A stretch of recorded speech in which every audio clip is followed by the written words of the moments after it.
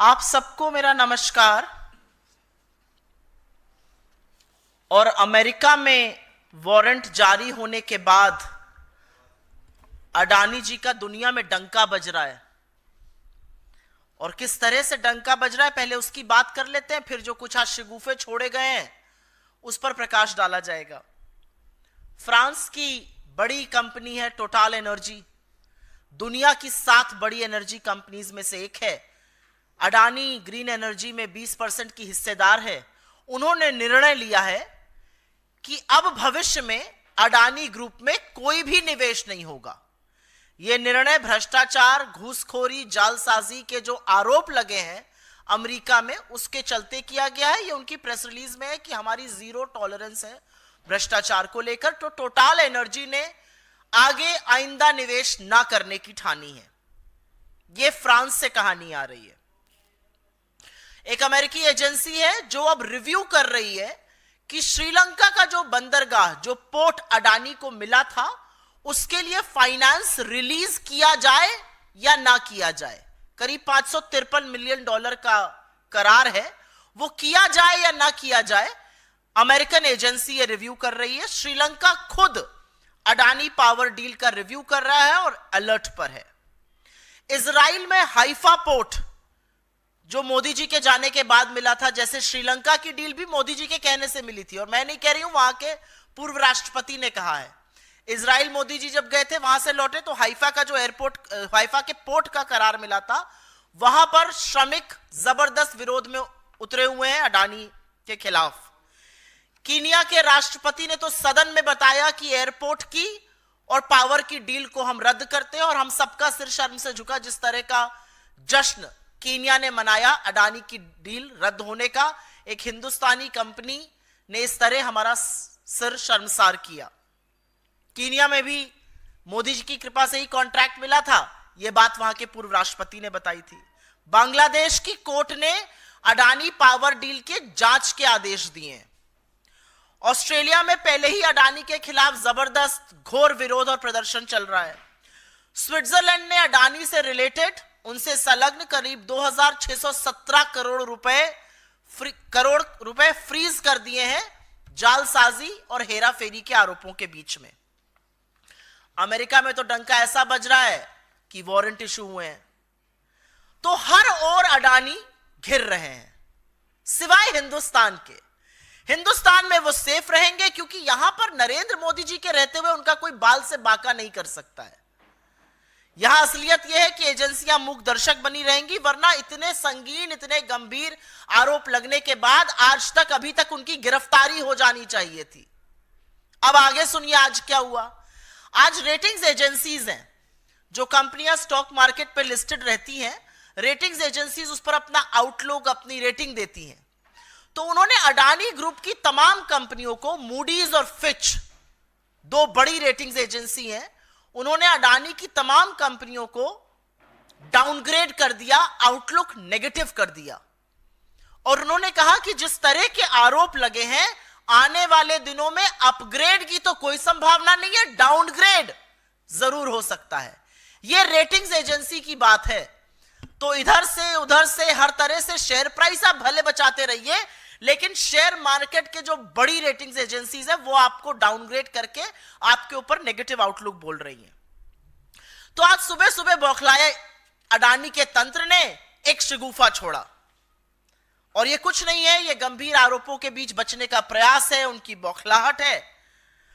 लेकिन यह जरूर लगता है कि जब शगुफा छोड़ा जा रहा था तो शगुफा छोड़ने वाले ने शायद आरोप पढ़े नहीं है, क्योंकि फटाक से वकालत का जामा पहनकर इस देश के प्रमुख वकीलों में से एक बचाव में उतरे। और उन्होंने यह भी कहा, मैं बचाव नहीं कर रहा हूं, मैं सिर्फ यह बता रहा हूं कि डिपार्टमेंट ऑफ जस्टिस का काउंट 1 से काउंट 5 में अडानी का नाम नहीं है। वो बड़ी चतुराई से यह बताना भूल गए कि foreign corruption practice act America का जो है, जो हमारा हिंदुस्तान में प्रिवेंशन ऑफ करप्शन एक्ट है, foreign corrupt practices act America का उन्हीं के नागरिक पर लागू होता है, वो विदेशी नागरिक पर लागू नहीं हो सकता है। गौतम अडानी, उनके भतीजे विदेशी नागरिक है, वो भारतीय मूल के हैं। तो उन पर अमेरिका एफसीपीए के तहत आरोप लागू नहीं कर सकती है। लेकिन तमाम इनक्रिमिनेटिंग एविडेंस अमेरिका ने अपने ऑर्डर में दी है, जिसका अभी मैं आपको उल्लेख करूंगी। और काउंट 1 और काउंट 5 जो बड़ी चतुराई से, जैसे वकील लोग काफी अक्सर करते हैं, घुमाकर जलेबी बनाकर बोला गया, लेकिन यह बात छुपाई गई कि एफसीपीए उनका नाम दे ही नहीं सकता है क्योंकि वो अमेरिकी नागरिक नहीं है। लेकिन उसी एफसीपीए ने अजोर पावर, जो अडानी की पार्टनर कंपनी है, जिसने अडानी के साथ यहां पर कॉन्ट्रैक्ट एसईसीआई से किया, जिसने पावर परचेजिंग एग्रीमेंट्स का खरीद फरोख्त किया, जिसके ऊपर आरोप है, उसके ऊपर भी आरोप है रिश्वत लेने का। और तमाम इनक्रिमिनेटिंग एविडेंस है कि क्या क्या किया गया।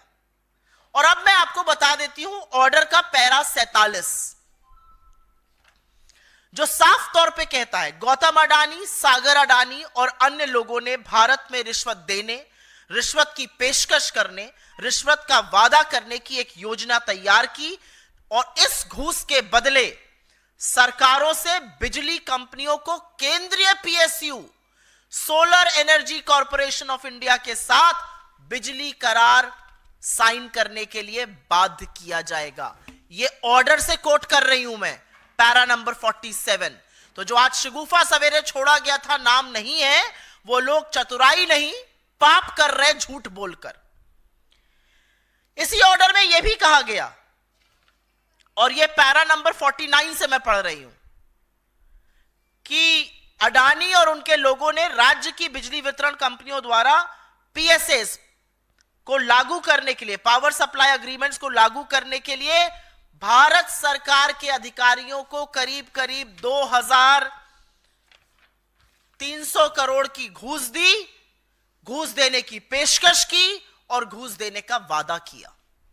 यह पैरा 49 से मैं पढ़ रही हूं, उसी ऑर्डर का पैरा 49 है। अब आगे पैरा 70 पढ़ लेते हैं, क्योंकि बीजेपी का यह दलील है कि इसमें हमारी तो कोई राज्य था नहीं। अरे जम्मू कश्मीर में आपकी सियासत चल रही थी, और यह सच है कि उड़ीसा और आंध्र प्रदेश दोनों जगह संकट मोचक बने नवीन बाबू और जगन रेड्डी आप ही के मोहरे थे, हर बार आप ही के बचाव में खड़े रहते थे, आपके बार बार सपोर्ट करते थे। और हमारे पूर्व मुख्यमंत्री ने और हमारे घटक दल के मुख्यमंत्री ने तो खुल के कह दिया, जांच कर लीजिए, ये प्रीवियस गवर्नमेंट्स का किया हुआ है। तो बीजेपी जब ये कहती है तो उसका एक और जवाब है, और ये जवाब पैरा 70 में है, जिसमें कहा गया है कि सबसे उच्चतम स्तर पर भ्रष्टाचार का आरोप लगाया गया है, और कहा गया है कि सागर अडानी और विनीत जैन ने SECI solar energy corporation of India की 2.3 गीगावाट पावर परचेजिंग एग्रीमेंट को आवंटित करने की जो प्रक्रिया थी, उसको पर भी गुपचुप तरीके से प्रभाव किया। Solar energy corporation of India Bharat सरकार की एक पीएसयू है, भारत सरकार की एक कंपनी है, और न्यू और रिन्यूएबल एनर्जी के तहत आती है। और न्यू और रिन्यूएबल एनर्जी के मंत्री पीयूष गोयल, आरके सिंह और प्रहलाद जोशी रह चुके हैं। तो ये जो बददिमाग प्रवक्ता और आधा पढ़ के आए लोग दलीलें देते हैं, दलील देनी चाहिए पीयूष गोयल को, दलील देनी चाहिए प्रहलाद जोशी को, और दलील देनी चाहिए आरके सिंह को, क्योंकि भारत के एक पीएसयू का नाम रिश्वतखोरी के मामले में, यह केंद्र सरकार के अंतर्गत एक पीएसयू का नाम रिश्वतखोरी के मामले में डिपार्टमेंट ऑफ जस्टिस की ग्रैंड जूरी के दस्तावेज में है। यहां पर मैं एक बात और भी बताना चाहती हूं, एक बेवकूफी की दलील और दी जाती है। अरे अमेरिका में आरोप लगे, आप क्यों परेशान हैं? अमेरिका में लगे आरोपों पर इसी मोदी सरकार के कार्यकाल के दौरान सीबीआई ने 2 मामलों की जांच की है। 2016 में ब्राजीलियन कंपनी एम्ब्रेयर के ऊपर एफसीपीए, फॉरेन करप्शन प्रिवेंट का जो एक्ट थी अमेरिका की, वो लगी थी, और उसी के आधार पर नरेंद्र मोदी के कार्यकाल में सीबीआई ने एम्ब्रेयर के खिलाफ जांच की। लुइस बर्जर केस, जिसका नाम सुनकर हेमंत बिस्व शर्मा के हाथ पैर फूल जाते हैं। लुइस बर्जर केस, अमेरिका की एक अदालत में घूस देने का मामला सामने आया, उस आरोप के आधार पर सीबीआई ने हिंदुस्तान में जांच की है। और आपकी समझ और बताने के लिए बताना जरूरी है कि हिंदुस्तान की सेबी और अमेरिका की सिक्योरिटीज एक्सचेंज कमीशन के बीच एक बायलैटरल एग्रीमेंट है। और अगर एसईसी की जांच में इतने गंभीर आरोप सामने आए हैं तो यह सेबी की जिम्मेदारी है, दे आर अंडर ऑब्लिगेशन कि वो जांच करें। तो यह दलील बिल्कुल नहीं चलेगी कि वहां आरोप लगाए हम क्यों जांच करेंगे, क्योंकि आपने बाकी केसेस में की है, क्योंकि आपने लुइस बर्जर केस में और एम्ब्रियर के केस में जांच की है। पर क्योंकि अडानी का नाम सामने आ गया है तो आपको सांप सूंघ गया है। हमारी एजेंसियां हाथ पर हाथ धर के मूक दर्शक बन गई हैं। किसी और पर भी आरोप होता तो आपको क्या लगता है, ED, CBI, income tax, SEBI ऐसे ही मूक दर्शक बने रहते। इनके हाथ पैर सिर्फ इसीलिए फूले हैं क्योंकि अडानी का नाम आया है। और एक बात तो सच है, यहां पर वो क्यों सेफ है और कैसे सेफ है, यहां पर उनसे कोई एजेंसी सवाल नहीं पूछ रही है। सदन में उनका नाम ले लो, चर्चा तो बड़ी दूर की बात है, नाम ले लो तो सदन स्थगित हुआ जा रहा है। सभापति चीख चीख कर कह रहे हैं कुछ चीज रिकॉर्ड पर नहीं जाएगी। उनके लिए नियम कानून बदले जा रहे हैं, उनके लिए पूरी सरकार, सारे मंत्री, सारे सांसद उनकी पैरवी करते घूम रहे हैं। पूरी की पूरी भारतीय जनता पार्टी उनके बचाव में उतरी हुई है। तो ये सब क्यों हो रहा है? क्योंकि राजा की जान एक तोते में है और उस तोते का नाम अडानी है। इसके अलावा और कोई कारण नहीं है। इस मंच से हम मांग करते हैं कि लाखों करोड़ों की हेराफेरी, जालसाजी और रिश्वत के आरोपों से घिरे गौतम अडानी की जो विश्व जांच कर रहा है, विश्व की तमाम देश जांच कर रहे हैं, तमाम एजेंसियां जांच कर रही हैं, हिंदुस्तान में निष्पक्ष जांच हो। इतने संगीन आरोपों के बीच इस मंच से हमारी मांग है उनकी गिरफ्तारी हो। हमारी मांग है कि संसद में गौतम अडानी के खिलाफ लगे आरोप पर विस्तृत चर्चा हो। और हमारी मांग है कि सत्तारूढ़ दल के सांसद, सरकार के मंत्री, सत्तारूढ़ दल बेशर्मी त्याग कर अडानी का बचाव करना बंद कर दे। एक व्यक्ति जिसके चलते हिंदुस्तान के rule of law and order पे, हिंदुस्तान के कॉर्पोरेट उद्योग जगत पे, हिंदुस्तान के मार्केट पे, मार्केट की क्रेडिबिलिटी पर, हमारे इंस्टीट्यूशंस पर, हर चीज पर, हमारी कॉर्पोरेट गवर्नेंस पर धब्बे लग रहे हैं, दाग लग रहे हैं, उनका बचाव बीजेपी और उसका तंत्र बिल्कुल बंद कर दे। I will very briefly make a statement in English, and as you know,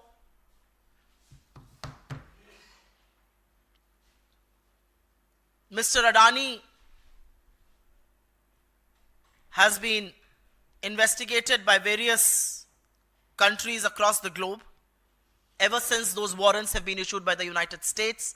Total Energy of France has decided that it will not make any fresh investments in the Adani Group. Remember, Total Energy is one of the top 7 energy companies in the world. It has a 20% stake in Adani Green. They have decided no fresh investments. All investments have been stalled.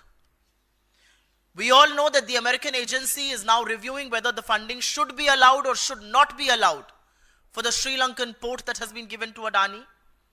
We all know Sri Lanka itself is reviewing the Adani power deal, one that became a reality thanks to the intervention of Prime Minister Modi.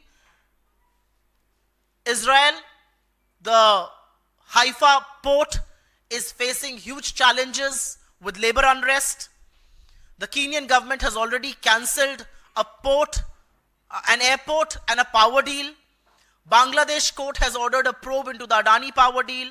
Australia has seen rampant charges of corruption and rampant protests all across Australia against Mr. Adani. Switzerland has frozen about 2,617 crore rupees connected to Adani on charges of misdeeds. America, of course, has issued the warrant. But in India, Mr. Adani continues to be safe. No questions are going to be asked to him. Not a single agency is going to act. And the government is going to look the other way and will do all it can to protect Mr. Adani. The reality is that ratings agencies like Moody's and Fitch have downgraded Adani stocks and have kept their downgrade outlook to negative. They have also said it's unlikely the outlook will be revised to positive. It is very likely that they will be downgraded further. So this morning, the entire ecosystem of Gautam Adani and his company got together and issued certain statements. And it's important to remind what those statements are. A very senior lawyer in this country, who of course first gave the caveat, I'm not here to defend Mr. Adani, defended him with all the authority bestowed on him. He told reporters present there that count 1 and count 5 of the Department of Justice order does not name Mr. Adani. And that's the beauty of how lawyers sometimes skip the naked truth. The naked truth is that the Foreign Corrupt Practices Act mentioned in count 1 and count 5 can only be applied to American citizens. And because Gautam Adani is not an American citizen, his name doesn't feature there, but the reality is incriminating evidence and various mentions of Adani all through the order feature, and I will just talk about that in a bit. Azure Power, Adani's partner in America, has been named in count 1 and count 5. The reality also is that the documents of the grand jury of the Department of Justice very categorically state, and I will quote here, in para 47, it clearly says that Gautam Adani, Sagar Adani and others devised a scheme to offer, authorize, make and promise to make bribe payments to Indian government officials in exchange for causing state electricity distribution companies to enter into PSAs with the Solar Energy Corporation of India. Para 49, this is para 47 I quoted. Para 49 goes on to say that they offered and promised to Indian government officials approximately 2,029 crore rupees in bribe for exchange of causing the state electricity distribution companies to execute the power supply agreements. It doesn't just end there. Para 70 goes on to name the Indian government PSU, the public sector undertaking right under the nose of the central government, the Solar Energy Corporation of India, which comes under the aegis of the new and renewable energy ministry. And it says that SECI was influenced to change its process of allocating 2.3 gigawatts of PPAs to India's energy companies. Those are the charges. Very, very strict charges against a government PSU, and the reality is that not one person who has held that ministry, Piyush Goyal, R.K. Singh, Prahlad Joshi, not one person comes to the fore and makes any case for it. An Indian PSU being named in the order.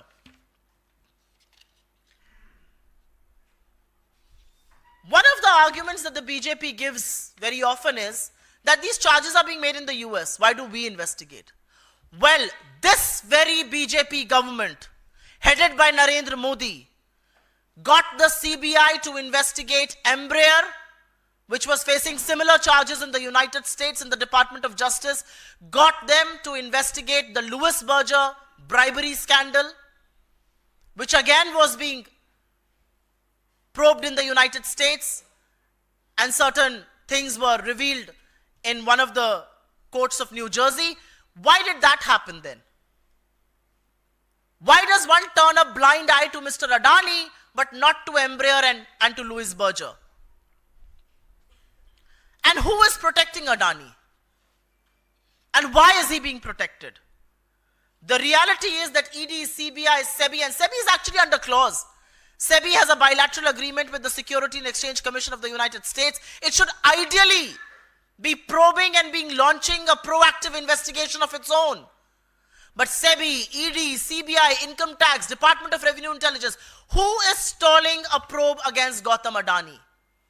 The entire government machinery, the BJP is all out to support Mr. Adani. You mentioned the word Adani. Forget about a detailed discussion on him under Rule 267.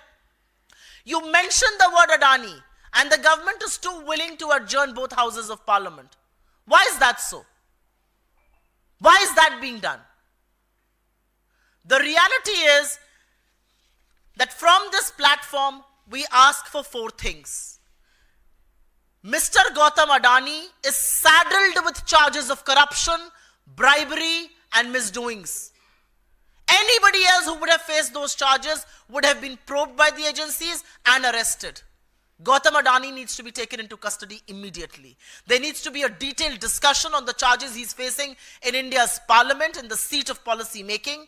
Agencies, the ED, CBI, SEBI, need to launch an objective, fair probe against Mr. Adani for the charges he's facing, not just in the United States, but various countries across the globe. And last but not the least, the BJP, its ecosystem, and government officials, government ministers, MPs should stop defending a man who's tainted and who's only bringing to India disrepute, who's only bringing to India charges of corporate misgovernance, who's only bringing to India loss of credibility, erosion of credibility as far as our stock markets, as far as our rule of law is concerned. Why are you defending a tainted man is the question we asked from this stage. आपके सवालों का स्वागत है. सवाल अगर इस पर रहें तो मैं अनुग्रहित रहूंगी.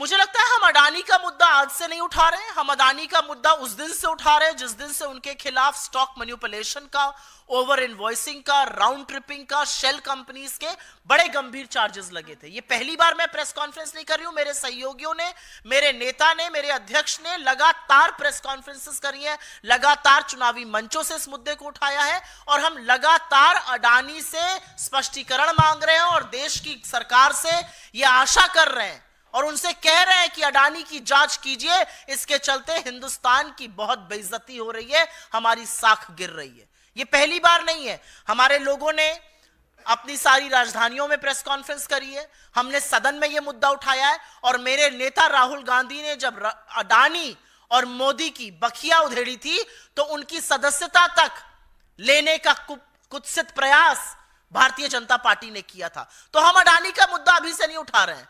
हम किसी से डरते नहीं हैं. हमें लगता है कि भारतीय उद्योग जगत में बड़े बड़े उद्योगपति हुए हैं जिन्होंने इस देश का नाम रोशन किया है, जिन्होंने विश्व में भारत का डंका बजाया है. लेकिन यहां तो डंका एक के बाद एक डील कैंसिल होने का, भ्रष्टाचार के आरोप का, रिश्वतखोरी का, जालसाजी का, हेराफेरी का बज रहा है. तो मुझे नहीं लगता कि हम इसमें चुपचाप बैठेंगे. भारत के सदन, भारत के संसद में अडानी के खिलाफ लगे आरोपों पर गंभीर और विस्तृत चर्चा होनी चाहिए. जितना सरकार उस चर्चा से भागेगी उतना यह क्लियर होता जा रहा है कि सरकार अडानी के बचाव में पूरी तरह से संलग्न है. सरकार और नरेंद्र मोदी इस भ्रष्टाचार के उतने ही दोषी हैं जितने खुद Gautam Adani. Ma'am, do you believe it will lead to a parliament washout? This session could be a washout since both the opposition and the ruling party are locking horns regarding this issue. And will Congress hit the streets protesting for action against You know, this particular term, washout, is a very favorite word of media. And I'm not talking about you, but I go and represent the Congress party across various news channels. I read newspapers in the morning. What is Parliament meant for? Parliament is not meant for pleasantries. Parliament is not meant for MPs to go and show bonhomie with each other or have a cup of steaming coffee. Parliament is meant for discussions on the most important issues that plague our nation, that plague our people. It took us a Herculean effort to get the government to speak on Manipur. The government doesn't want to discuss unemployment. The government doesn't want to discuss high prices. The government doesn't want to discuss income inequality. But when you have an Indian corporate who's facing criminal indictment charges and everybody knows of the proximity that he and Narendra Modi share, how are we expected to keep quiet? I mean, what do you expect the opposition to do? Pretend nothing has happened? I mean, Australia, Sri Lanka, Bangladesh, Kenya, France, Switzerland, United States, everybody is probing Adani. Everybody is cancelling deals. Everybody has leveled very, very serious charges. It raises questions on us. Is anybody in the government willing to come out and tell you that for the last 12 quarters, FDI has been falling? Why is it falling? You know, this whole tom-tom, FDI, RI, why is FDI falling? Because somewhere in the minds of investors, India as the preferred destination for investment, where rule of law, where fair practices, where corporate governance is incredible, has been eroded. And has been eroded because you have one crony capitalist who you want to create into a monopoly. You've created his monopoly in ports, in airports, in power purchase agreements. All of the Prime Minister's foreign trips seems to be a business deal to get Mr. Adani some new deals. How are we expected to keep quiet? And this matter is not just about corporates. This matter affects the people of this country. What was Mr. Adani trying to do? He was trying to bribe, and he did bribe. And let me tell you one thing. When the US documents say Indian officials, it does not mean Indian officials like we do, that bureaucrats. It means Indian officials as in Indian politicians at large. What was he trying to do? He was trying to coax all of these people to buy expensive electricity, and who would bear the burden of it finally? The people of this country. I very often fly to Lucknow. I was stunned to know that at the Adani airport in Lucknow, you have to pay over 3,000 rupees for a wheelchair. That's what creation of monopoly does. So what do you expect us to do? Look the other way, keep quiet, pretend nothing has happened. I mean, this is an issue which has huge ramifications for India's corporate sector, for India's markets, for India's small investors, for our credibility. Obviously, we're going to talk about this. And Parliament is meant to discuss these things. Parliament is not meant to tap your desks and shout Modi, Modi. मैं इसको हिंदी में भी बोलना चाह रही हूं. ये जो एक बड़ा शब्द है ना, ये वॉश आउट, ये मीडिया का बड़ा चर्चित, उनका बड़ा, आप लोगों का बड़ा ये प्रिय शब्द है. आपको बहुत अच्छा लगता है ये शब्द. और आपसे ज्यादा आपके जो कमांडो वॉरियर एंकर स्टूडियो में बैठते हैं, उनका तो बहुत ही उम्दा प्रिय है. रोज ऊपर लिख के आता है वॉश आउट, वॉश आउट. क्या है वॉश आउट? और भारत का सदन क्यों है? भारत का संसद किस लिए है? भारत का संसद गर्म कॉफी पीने के लिए, एक दूसरे से गलबैया करने के लिए? भारत के सदन में, भारत के संसद में जो सबसे गंभीर मुद्दे हैं, जो सबसे ज्वलंत मुद्दे हैं, उन पर चर्चा होनी चाहिए. एक आपका उद्योगपति जो नरेंद्र मोदी का चहेता है, ये सारी दुनिया जानती है. नरेंद्र मोदी के कहने से उसको श्रीलंका में, बांग्लादेश में, इजराइल में, कीनिया में हर जगह डील मिलती है. एक ऐसे उद्योगपति के खिलाफ संगीन आरोप यूएस की डिपार्टमेंट ऑफ जस्टिस की ग्रैंड जूरी ने लगाया है. 2 साल की जांच के बाद लगे ये आरोप. उसमें एफबीआई और एसईसी संलग्न है. दुनिया भर के देश, Kenya, Sri Lanka, Bangladesh, Switzerland, Australia, America, सब जांच कर रहे हैं अडानी के खिलाफ. सब एक के बाद एक डील कैंसिल कर रहे हैं, उनका पैसा फ्रीज कर रहे हैं. और हमारे यहां हम ऐसा प्रिटेंड कर रहे हैं मानो कुछ हुआ ही नहीं हो. अगर सदन में इस पर चर्चा नहीं होगी तो चर्चा कहां होगी? क्योंकि इसके बड़े गंभीर परिणाम हैं. अडानी पर जो जांच लगी है और जो शिथिलता नरेंद्र मोदी की सरकार और नरेंद्र मोदी के लोग और उनकी एजेंसियां दिखा रही हैं, वो पूरी तरह से भारतीय उद्योग जगत पर, भारतीय मार्केट पर, भारतीय इन्वेस्टर के लिए बहुत बुरा संकेत है. ये कहीं ना कहीं हमारी जो कानून व्यवस्था है उस पर सवाल उठाता है. ये फेयर प्ले पर सवाल उठाता है. ये कॉर्पोरेट गवर्नेंस पर सवाल उठाता है. और इसलिए इसकी चर्चा सदन में होनी चाहिए. हमें मशक्कत करनी पड़ी थी जब इस सरकार ने मणिपुर पर चर्चा करी थी, और आप सबने देखा था कि 36 सेकंड मणिपुर बोलकर प्रधानमंत्री निकल गए थे. यह सरकार बेरोजगारी पर चर्चा नहीं करेगी, महंगाई पर नहीं करेगी, आर्थिक असमानता पर नहीं करेगी, अडानी पर नहीं करेगी. तो मोदी वंदन करने के लिए सदन नहीं है, वो बीजेपी के हेडक्वार्टर में करिए. ओके, तो आप लोग केंद्र सरकार पर दबाव डाल रहे हैं, अच्छी बात है, सदन में उठा भी रहे हैं, लेकिन वो आक्रामकता नजर नहीं आ रही. हमने संसद में 2 दिनों में कोई प्रदर्शन नहीं देखा इस मसले पर कांग्रेस की अगुवाई में इंडिया गठबंधन के द्वारा. एक और दूसरा कि ये जो मामले जिन राज्यों का नाम इसमें लिया गया है उसमें एक तमिलनाडु भी है जहां इंडिया गठबंधन की सरकार है. रिश्वतखोरी के आरोप हैं. क्या डीएमके सरकार अपने स्तर पर इसकी जांच करवाएगा? आप लोग ये मांग करते हैं, और अगर इसमें तथ्य होता है, क्या ये मैं आपसे समझना भी चाहता हूं, पूछना भी चाहता हूं कि क्या डीएमके सरकार तमिलनाडु की इस मामले में गिरफ्तारियां कर सकती है जो आप लोग मांग कर रहे हैं?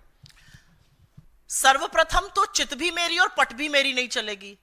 हमें सकारात्मक भी रहना है, हमें रिस्पॉन्सिबल ऑपोजिशन भी रहना है, हमें मुद्दे भी उठाने हैं। और अगर हम आक्रामकता करके वेल में आ जाएंगे तो आप ही लोग कहेंगे चलने ही नहीं दे रहे सदन, ऑपोजिशन के चलते वॉश आउट हो रहा है। तो हम अपने स्तर से बहस करने की मांग कर रहे हैं।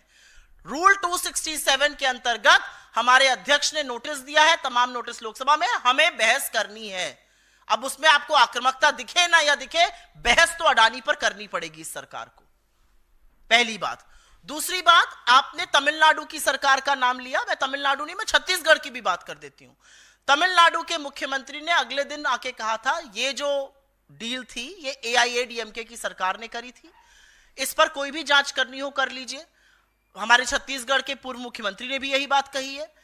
लेकिन सवाल इस बात का है कि राज्य जांच करेंगे या केंद्रीय एजेंसियां जांच करेंगी। जब ऐसे मामले पहले सामने आया, लुइस बर्जर केस हो गया, ब्राजीलियन कंपनी एम्ब्रेयर का केस हो गया, उसमें CBI ने जांच करी थी। तो अब CBI क्यों है? सिर्फ विरोधियों को काट खाने के लिए। अब CBI क्यों है?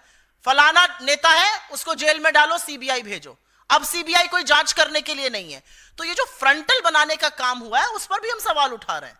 और आपकी बात बिल्कुल वाजिब है। हमारे नेताओं ने तो एक डोनेशन दिया था अडानी ने 100 करोड़ का, और वो स्किल डेवलपमेंट यूनिवर्सिटी बनाने के लिए दिया था। हमने वो उनके मुंह पर दे मारा, हमें नहीं चाहिए भैया, इतने भ्रष्टाचार से घिरे आरोप से हमें पैसा भी नहीं चाहिए। हम तो उस तरह के लोग हैं। तो मेरा अपना मानना है कि इतने संगीन आरोप लगे, हर बार कुछ बातें ऐसी होती हैं, आप लोग कोर्ट चले जाइए, आपकी बात अपनी जगह वाजिब हो सकती है, लेकिन केंद्र सरकार क्यों है? क्या केंद्र सरकार झुंझुना बजाने के लिए है? दुनिया भर के देश में डंका पीटा जा रहा है कि हमारे यहां एक घूसखोर है, उसने ये कांड किए हैं, उसके ये काली करतूते, काले कारनामे हैं। नरेंद्र मोदी जी ने क्या आंख में चश्मा पहन लिया है? क्या उनको ये दिखता नहीं है कि देश दुनिया भर में हो क्या रहा है? और ऐसी क्या फंसी है? अडानी और मोदी का ये कौन सा रिश्ता है कि नरेंद्र मोदी सब कुछ त्याग कर अडानी को बचाने पर आमादा है?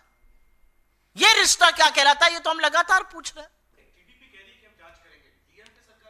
टीडीपी करे जांच, डीएमके सरकार अपना नीतिगत फैसला लेगी, लेकिन उन्होंने तो अगले दिन ही आकर कह दिया था, और अगले दिन आके उन्होंने तुरंत कहा था कि इसकी जो भी जांच होनी हो जाए, ये हमारी प्रीवियस सरकार ने निर्णय लिया था। मुझे नहीं लगता कि इसमें कोई ये है। और जहां तक टीडीपी की जांच की बात है, अगर टीडीपी जांच कर रही है तो बड़ा संगीन मामला है, क्योंकि एक बैसाखी अगर बवाल करने लगेगी तो मोदी जी के लिए तो बड़ी दिक्कत पैदा हो जाएगी। मोदी जी तो अब बैसाखियों पर निर्भर है, और एक बैसाखी कह रही है कि आपके कलेजे के टुकड़े की जिस तोते में आपकी जान है उसकी हम जांच करेंगे। क्या करेंगे राजा जी? अब सवाल इस बात का है। जी जी मैम, बांग्लादेश को लेकर के जिस तरह के वहाँ हालात हैं और उनको जमानत नहीं मिल रही है पुजारी को इस्कॉन मंदिर के, और हिंदुओं के ऊपर जिस तरह से वहाँ अत्याचार हो रहा है, उसको लेकर कांग्रेस पार्टी ने बयान जारी किया है, लिखित बयान। तो उसको मीडिया बाइट के लिए तौर पर क्या कहेंगे? मैं सिर्फ सबसे पहले तो ये कहना चाहती हूं कि जो बांग्लादेश में हो रहा है, जिस तरह से उनका अरेस्ट हुआ, जिस तरह से रिलीजियस माइनॉरिटीज हिंदुओं के साथ वहां पर गलत चीजें हो रही हैं, हम उसकी भर्त्सना करते हैं। और हम नरेंद्र मोदी की सरकार से यह अपेक्षा करते हैं कि आप तुरंत मजबूत कदम उठाइए, अपने स्तर पर सरकार टू सरकार बात कीजिए, जिससे लोग प्रताड़ित होने बंद हों। बांग्लादेश से हमारी सरकार ने शांति बहाल करने के लिए, बांग्लादेश से लोग प्रताड़ित ना हो, लोगों को टारगेट ना किया जाए, उसके लिए अभी तक क्या कदम उठाए हैं? हम चिंतित हैं वहां की सिचुएशन देखकर, और हम पूरी तरह से उसकी भर्त्सना करते हैं। और हम इस सरकार से अपील करते हैं कि गवर्नमेंट टू गवर्नमेंट आप इस पर बात करिए और इसका कोई समाधान खोजिए। और उनको मैं इंदिरा जी की याद जरूर दिलाना चाहती हूं। जिस इंदिरा जी को आप पानी पी पी के कोसते होंगे, इंदिरा जी का ध्यान कीजिएगा। जब हमारे पड़ोसी देश गलत करने लगे तो दुनिया की आंख में आंख डालकर पाकिस्तान के 2 टुकड़े करके विश्व का भूगोल बदला और बांग्लादेश को जन्म दिया। आप वो सब तो नहीं कर पाइएगा, आप तो चीन का नाम ही नहीं ले पाते हैं, लेकिन हमारे जो लोग वहां फंसे हुए हैं या वहां पर जो रिलीजियस माइनॉरिटीज हैं या हिंदुओं के खिलाफ अगर कुछ हो रहा है तो वहां पर जरूर कदम उठाइए। एक और सवाल है, बीजेपी ने कहा है कि ऑस्ट्रेलिया की संसद ने कानून पास किया है कि जो नाबालिग बच्चे हैं वो सोशल मीडिया पे जो खराब कंटेंट है वो ना देखें, और हमारी हिंदुस्तान की संसद में जब अश्विनी वैष्णव इस बारे में कड़ी बात कर रहे थे कि हमको भी कानून बनाना चाहिए, उस समय विपक्षी सांसद हंगामा कर रहे थे, तो हमारे जो विपक्षी सांसद है वो इसको लेकर गंभीर नहीं। आपने अश्विनी वैष्णव जी का सोशल मीडिया के मद्देनजर नाम लिया। अभी 2 दिन पहले उन्होंने एक CPR करती हुई फर्जी वीडियो डाला था। उनको रील बनाने का बड़ा शौक है, इस उम्र में लगा है तो लत और भी बुरी है। तो रील बनाते बनाते उन्होंने एक रील डाली जिसमें एक व्यक्ति एक पूरी चेतना में एक आदमी का CPR कर रहा था, जिस पर डॉक्टर्स ने बहुत आपत्ति करी और अब उन्होंने अपनी वो रील डिलीट करी है। अश्विनी वैष्णव वो व्यक्ति हैं, जब लोगों की मौत हो जाती है रेलवे एक्सीडेंट में तो वो रील बनाने में मशगूल रहते हैं। तो अश्विनी वैष्णव किस मुंह से सोशल मीडिया की बात करेंगे? और सोशल मीडिया को सेफ बनाना हम सबकी जिम्मेदारी है। उस सेफ बनाने में, सोशल मीडिया को ऑब्जेक्टिव बनाने में, सोशल मीडिया से नफरत ना फैले, सबसे पहला कदम भारतीय जनता पार्टी को अपनी IT सेल बंद करके उठाना चाहिए। जिस तरह की नफरती, जिस तरह की भद्दी, जिस तरह की गंदी घिनौनी सेक्सुअल कमेंट्स उनकी IT सेल के लोग, उनके समर्थक जिनको नरेंद्र मोदी फॉलो करते हैं वैसा कोई नहीं करता है।